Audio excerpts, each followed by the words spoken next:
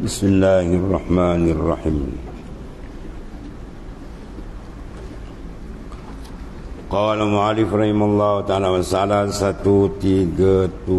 Situ 27. Betul 127. Masalah mengapa menghadap kiblat orang celik, bagaimana hukumnya.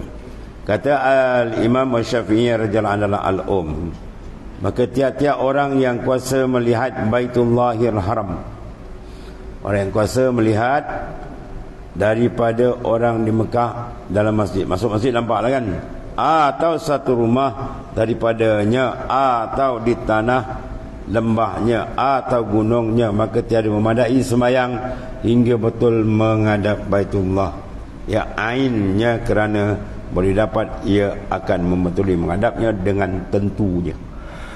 Mereka yang nampak Kaabah depan mata dia ada kena menghadap tepat. Sebab itu lingkungan dia dibuat cantik bulat. Dia semua boleh mengikut dan menghadap tepat dada dia kepada Ainul Kaabah.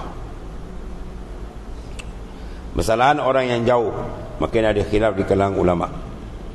Setengah mengatakan kita kena ibadat dari jauh daripada atas zan, dengan dalil-dalil kompas dan sebagainya lah. Dia tak sampai yakin nampak depan mata. Jadi bila zan itu ada dua kaul. Satu, mana dia zan akan ain Kaabah, dan satu lagi pendapat katakan zan dengan jihah Kaabah, pihak saja.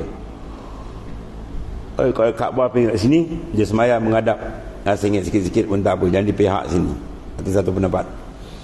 Yang satu lagi kata kita menghadap zan, tapi zan tu zan kan ain Kaabah yang dihadap. Itu ada dua pendapat.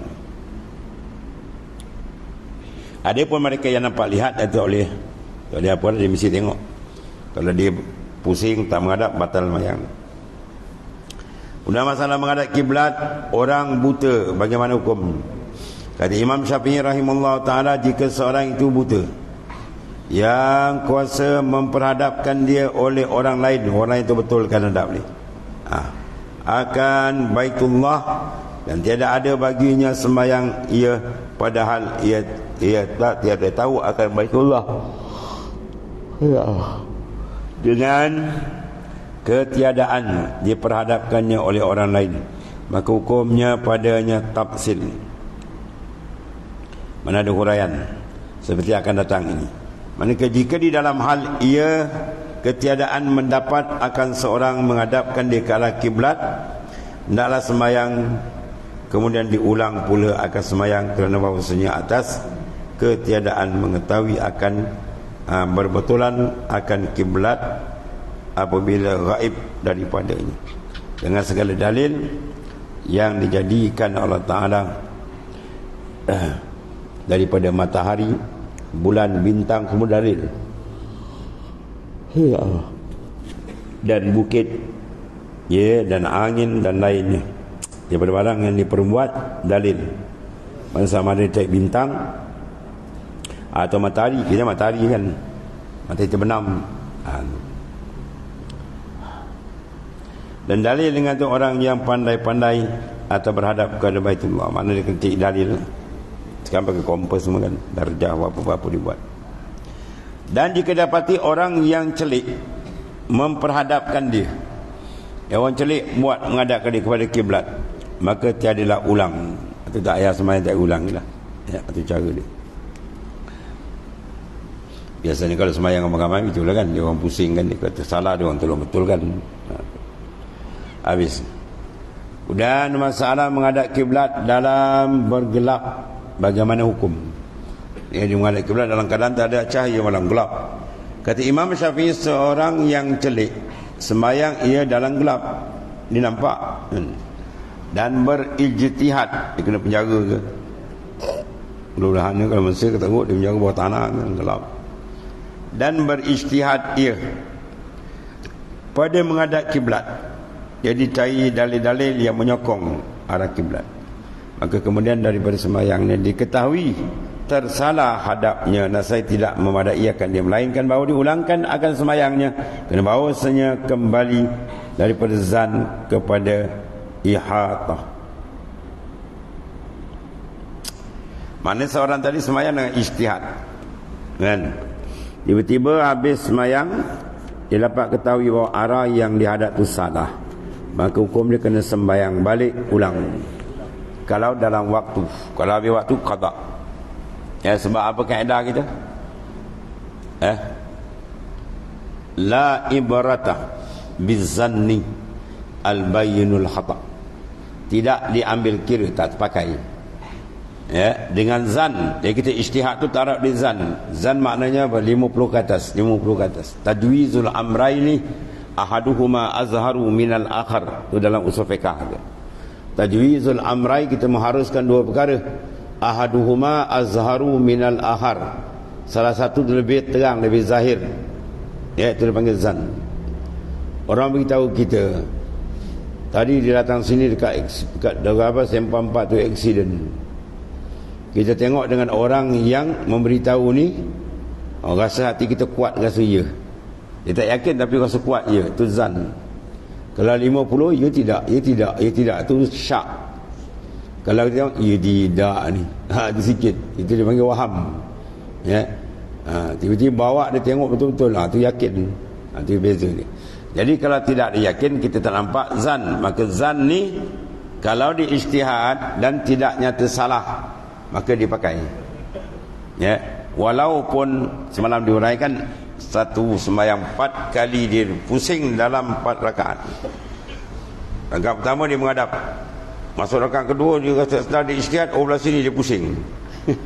Ya, ketiga dia pusing dalam 4 tapang, membagi 4 penju, sah sembahyang selama tidak nyata salah. Tapi kalau nyata salah, silap, maka silap itu boleh. Itu kan ada itu.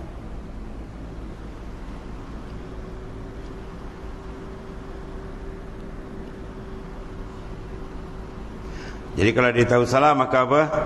Wajib ulang kalau dalam waktu. Ini ada dia. Kemudian masalah 130 menghadap kiblat dengan tiada beristiab hukum.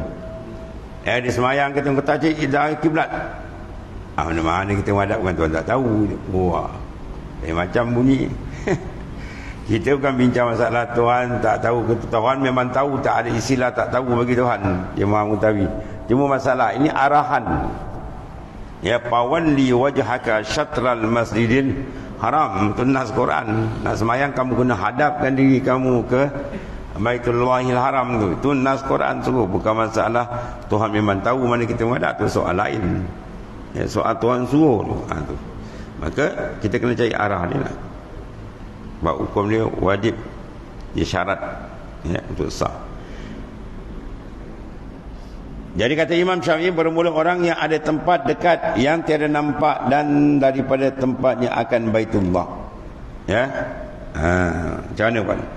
Atau orang yang di luar Makkah, maka tiada halal baginya meninggalkan tiap-tiap kali ia hendak sembahyang fardu dan daripada ijtihad. Kena ijtihad tu. Pada menuntut betul berhadap Kaabah dengan beberapa dalilnya daripada bintang-bintang ke, dululah caranya, matahari ke, bulan, gunung, ya, dan mana tiup angin. Kalau tahu ni angin mana arah, maka kiblat duduk biasa kat mana. Ya. Kalau mananya bintang pula, biasa kalau negeri ni bintang tu bila dikanankan kat bau, depan tu kiblat dia. Kalau negeri pula bintang tu belakang kiri dia, depan tu kiblat dia. Ada negeri pula kita letakkan bintang tu atas kepala belakang, maka depan tu kiblat ni. Itu mana dia berpandu pada bintang. Ada juga.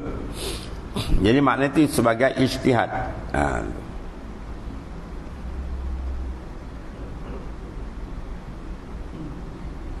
Dan tiap-tiap orang, tiap-tiap barang yang padanya di sisi tadi, iaitu menunjukkan atas kiblat. Carilah apa dalilnya.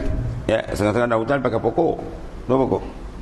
Pokok bila bersuluh, kita tengok dia akan pergi ke arah matahari naik. Dia cari cahaya. Kan pokok pusing kan. Dia kalau dia pusing macam ni, bermakna sana matahari naik. Matahari jatuh belah sini. Sini arah kiblat. Macam tu. Ya. Carilah dalil-dalil pokok dan sebagainya, dia mereka biasa. Walhasil maknanya kena ijtihad. Kalau kita dah tahu, dah siap macam masjid semua ni, memang dah siap ijtihad semua kan. Itu ayam masuk mayang je lah. Dia kata pergi kawasan dalam hutan ke mana, tiba nak semayang tak tahu arah, kena pakai ijtihad. Sekarang buat kompos dan sebagainya lah. Habis. Dan satu lagi masalah 131, menghadap kiblat berlainan ijtihad apa hukum sembahyang ni. Kata Imam Syafi'i, dan adalah beberapa orang keluar daripada Mekah, 3-4 orang pergi keluar ni, maka berijtihad mereka itu pada menuntut kiblat, tiba-tiba bersalahan ijtihad. Yang ni kata sini, yang ni kata sini, masing-masing ada dalil dia. Macam mana tu hukum dia? Bersalahan ijtihad mereka akan sebagai ijtihad yang tiada kuasa seorang daripada mereka itu menurut ijtihad kawannya. Masing-masing ada hujah. Dan bahawa melihat ia akan dirinya lebih tahu daripada ijtihad daripada kawannya, hingga menunjuk akan dia oleh taulannya atas alamat ijtihadnya yang dipikirkannya itu menyalahi ijtihadnya. Ya, ijtihad yang pertama, maka kembali ia kepada fikirannya bagi betul ijtihad dirinya. Dua, naklah ia jangan menurut ijtihad orang lain tu. Kaedah kita apa? Kaedah kita, al-mujtahid la yuqallidu mujtahidan akhar. Itu kaedah fiqh. Al-mujtahid, orang yang ijtihad, la yuqallidu, dia tak boleh taklid mujtahidan akhar, orang yang al-ijtihad yang lain. Ya, ini berpandu pada hadis. Hadis Nabi kata apa? La tuqallidu fi dinikum, jangan bertaklid dalam agama kamu.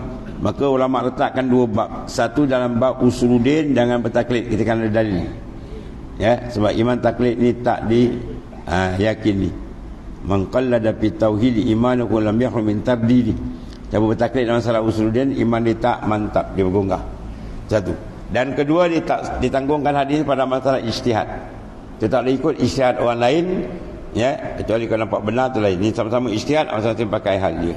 Itu macam imam mazhab gitulah, dia ada ijtihad masing-masing. Bila benda tu masuk dalam benda ijtihadi, kalau benda tu masuk ijtihadi, tak payahlah. Dia pergi Mekah, depan mata dia nampak ada Kaabah terpampang, tak payah ijtihad apa lagi lah. Jadi kalau sekiranya ada 3 orang berbeza antara satu menurut ijtihad orang lain tu, dan sembahyang tiap-tiap seorang daripada mereka atas ijtihadnya yang dipikirkan, ya, kiblat itu dia pada pihaknya, dan diluaskan seorang itu mereka itu bahawa berimamkan, dan luaskan seorang daripada mereka itu bahawa berimamkan seorang apa menyalahi ijtihadnya akan ijtihad taulannya, ya.